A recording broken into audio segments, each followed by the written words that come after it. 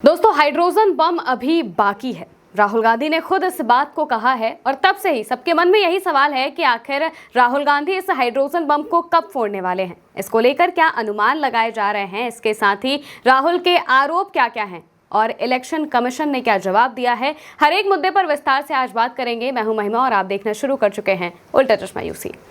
तो दोस्तों, 18 सितंबर ये वो दिन है जब राहुल गांधी प्रेस कॉन्फ्रेंस करते हैं और सबको लग रहा था कि इस दिन राहुल गांधी हाइड्रोजन बम फोड़ने वाले हैं, लेकिन ये प्री हाइड्रोजन बम है। अपनी प्रेस कॉन्फ्रेंस में वो बताते हैं कि हाइड्रोजन बम अभी बाकी है, उसके लिए आप तैयार रहिए, बहुत जल्द वो भी आने वाला है और एक एक सबूत के साथ राहुल गांधी उस हाइड्रोजन बम को पेश करेंगे। अब हम आते हैं कि आखिर उन्होंने अपनी प्रेस कॉन्फ्रेंस में कहा क्या है और आरोप क्या क्या लगाए हैं। अगर प्रेस कॉन्फ्रेंस की बात करें तो 31 मिनट के प्रेजेंटेशन में उन्होंने वोट चोरी के आरोप लगाए और इस बार उन्होंने सबसे ज्यादा जो आरोप लगाए हैं वो सीईसी ज्ञानेश कुमार पर लगाए हैं। सीधे उन पर आरोप लगाते हुए उन्होंने कहा है कि वोट चोरी में सबसे बड़ा हाथ उन्हीं का है और वो मतलब उन लोगों को बचा रहे हैं जो ये चोरियां करते हैं और उन्हीं के सानिध्य में ये सारी की सारी चोरियां कराई जा रही हैं। यह आरोप राहुल गांधी लगाते हैं। कर्नाटक की आणंद सीट की वो बात करते हैं और यहाँ पर वो कहते हैं कि 6000 से ज़्यादा वोट जो हैं वो डिलीट किए गए हैं। वो उन वोटर्स को भी स्टेज पर लेकर आते हैं जिनके नाम पर ये वोट डिलीट किए जाते हैं और जब उनसे सवाल किया जाता है तो वो कहते हैं मुझे पता ही नहीं है कि मेरे नाम से वोट डिलीट हुआ या मेरा वोट डिलीट हुआ, इस बात की जानकारी उन्हें थी ही नहीं, वो तो सिर्फ वोट करने के लिए गए हुए थे। लेकिन ऐसा सब कुछ होता है। दूसरी तरफ इलेक्शन कमीशन कहता है कि ये सारे आरोप जो है वो बेबुनियाद हैं। जैसे ही राहुल गांधी की प्रेस कॉन्फ्रेंस खत्म होती है, इसके कुछ मिनट बाद ही इलेक्शन कमीशन सामने आता है और वो कहता है कि ये सारे आरोप बेबुनियाद हैं, ये सारे आरोप निराधार हैं, कोई भी ऐसे ही डिलीट नहीं कर सकता है। वोटों को ये गुमराह करने की कोशिश कर रहे हैं और बाकायदा जो वो आमतौर पर पिछली बार भी उन्होंने जो बातें कही थी उसी बात को यहाँ पर भी दोहराते हैं। हालांकि इस बार उन्होंने हलफनामा मांगने की बात नहीं कही है। पिछली बार वो काफ़ी ट्रोल भी हो गए थे हलफनामा मांगने पर, शायद इसलिए उन्होंने नहीं कहा, लेकिन इतना कह दिया कि ये सारे जो आरोप हैं वो निराधार हैं। कोई भी आम नागरिक किसी का भी वोट डिलीट नहीं कर सकता है। किसी का वोट डिलीट करने से पहले संबंधित व्यक्ति को अपनी बात रखने का मौका मिलता है, ये बात वो कहते हैं और इसके बाद सारी की सारी जो चीज़ें हैं वो होती हैं। अब हम इस पर आते हैं कि राहुल गांधी के आरोप क्या क्या हैं। आरोप जानना सबसे ज़्यादा ज़रूरी है। इसके अलावा सवाल क्या है और मांगे क्या हैं।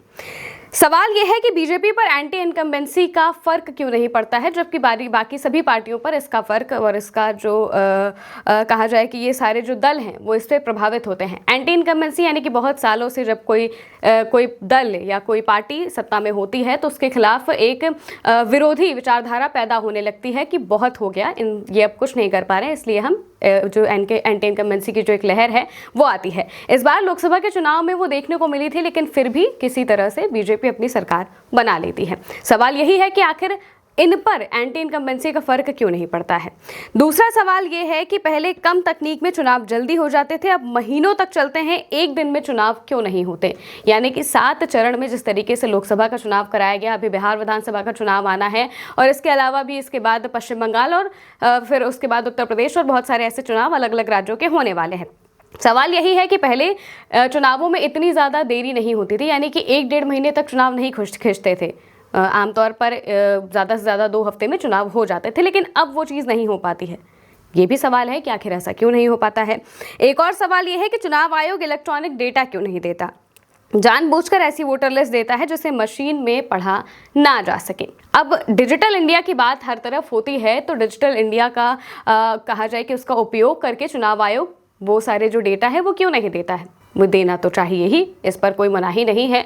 आरटीआई वगैरह लग सकती है, चुनाव आयोग को डेटा देना चाहिए, लेकिन चुनाव आयोग इससे साफ मना कर देता है, कहता है हम बहन बेटियों के चेहरे नहीं दिखा सकते। ये बात चुनाव आयोग कहता है। इसके अलावा जो आरोप हैं, आरोप यह है कि चुनाव आयोग सीसीटीवी फुटेज नहीं देता ताकि कोई सबूत ना बचे। दूसरा आरोप यह है कि आयोग सबूतों को छिपा रहा है और फर्जी वोटिंग रोकने के प्रयास नहीं कर रहा है, यानी कि फर्जी वोटिंग को वो होने दे रहे हैं, वो इसको रोकने की कोशिश तक नहीं कर रहे हैं। ज़रा इस पर गौर करिए। इसके अलावा मांगे हैं कि न्यायपालिका को इस मामले में दखल देना चाहिए, चुनाव आयोग को चुनाव की रक्षा करनी चाहिए, ना कि किसी पार्टी को जिताने का माध्यम बनना चाहिए। ये जो बात है ये राहुल गांधी कहते हुए नजर आते हैं। अब इसके अलावा जो मांगे इस प्रेस कॉन्फ्रेंस के दौरान राहुल गांधी ने की है वो क्या है, वो जानना भी जरूरी है। 18 महीनों में चुनाव आयोग को करीब 18 पत्र भेजे गए हैं, ये बात राहुल गांधी कहते हैं। और इन 18 पत्रों में उनसे अलग अलग सवाल, अलग अलग मांगे उनसे उठाई गई हैं। कर्नाटक के सीआईडी ने चुनाव आयोग को 18 महीनों में 18 पत्र भेजे। उन्होंने चुनाव आयोग से कुछ बहुत ही सरल तथ्य मांगे। पहला, हमें वो डेस्टिनेशन आईपी बताए जहां से फॉर्म भरे गए हैं। दूसरा, हमें वो डिवाइस डेस्टिनेशन पोर्ट बताए जहां से ये आवेदन दाखिल किए गए। और तीसरा, सबसे महत्वपूर्ण, हमें ओटीपी ट्रेल्स बताएं, क्योंकि जब आप आवेदन दाखिल करते हैं तो आपको ओटीपी प्राप्त होता है। 18 महीनों में 18 बार कर्नाटक के सीआईडी ने इसके लिए चुनाव आयोग को लेटर लिखा है और वो जानकारी नहीं दे रहे हैं। वो इसे क्यों नहीं दे रहे हैं? क्योंकि इससे हमें पता चल जाएगा कि ऑपरेशन कहां से किया गया है। ये बात राहुल गांधी अपनी प्रेस कॉन्फ्रेंस में कहते हैं। और ये आज की बात नहीं है, चुनाव आयोग बहुत पहले से डेटा को छिपा रहा है। जब भी सवाल किए जाते हैं तो इसके बाद नए कानून ला दिए जाते हैं। कहा जाता है कि हम नहीं दिखा सकते, हमारे पास ये क्लॉज है, वो क्लॉज है, और बाकी सारी बातें कहकर सीधे इस बात को इनकार कर दिया जाता है कि हम कोई भी जानकारी नहीं देंगे आपको। अगर आप जानकारी नहीं देंगे तो हमें पता कैसे चलेगा कि आप जो कर रहे हैं वो सही कर रहे हैं? यही सवाल उठ रहे हैं। अब आखिरी सवाल पर आते हैं, जो सबसे ज़रूरी सवाल है कि आखिर राहुल गांधी हाइड्रोजन बम फोड़ने कब वाले हैं। ये सवाल बहुत लोगों के मन में है, क्योंकि इस बार राहुल गांधी जब अपनी प्रेस कॉन्फ्रेंस करने वाले थे उस वक्त सबके मन में यही सवाल था कि राहुल गांधी अब हाइड्रोजन बम फोड़ेंगे, क्योंकि बहुत टाइम से इसकी चर्चाएं चल रही थी। लेकिन इस बार उन्होंने कहा कि ये प्री हाइड्रोजन बम है, हाइड्रोजन बम अभी आने वाला है और पूरे सबूतों के साथ मैं मंच पर चढ़ूंगा और उसे पेश करूंगा। अब पहली प्रेस कॉन्फ्रेंस की अगर बात करें तो 7 अगस्त को पहली प्रेस कॉन्फ्रेंस होती है और दूसरी प्रेस कॉन्फ्रेंस करीब 18 सितंबर को की जाती है, यानी कि 1 महीना 10 दिन के आसपास ये प्रेस कॉन्फ्रेंस की जाती है। अगर इस हिसाब से अनुमान लगाया जाए तो 1 महीने बाद अक्टूबर आ जाएगा। अक्टूबर में इस बीच, यानी कि 18 से 20 तारीख की अगर बात करें तो इस बीच में 20 से 25 तारीख की अगर हम बात करें तो इस बीच में दिवाली आने वाली है। इसके बाद छठ होगा। ये भी हो सकता है कि वो दिवाली या फिर छठ के वक्त में बिहार के लोगों को या दिवाली पर नरेंद्र मोदी जी को एक बहुत अच्छा तोहफा दे दे हाइड्रोजन बम फोड़कर, क्योंकि सबके मन में जो हाइड्रोजन बम को लेकर एक बात है वो यही है कि हाइड्रोजन बम बनारस को लेकर ही फूटेगा, वहां पर वोट चोरी को लेकर ही फूटेगा।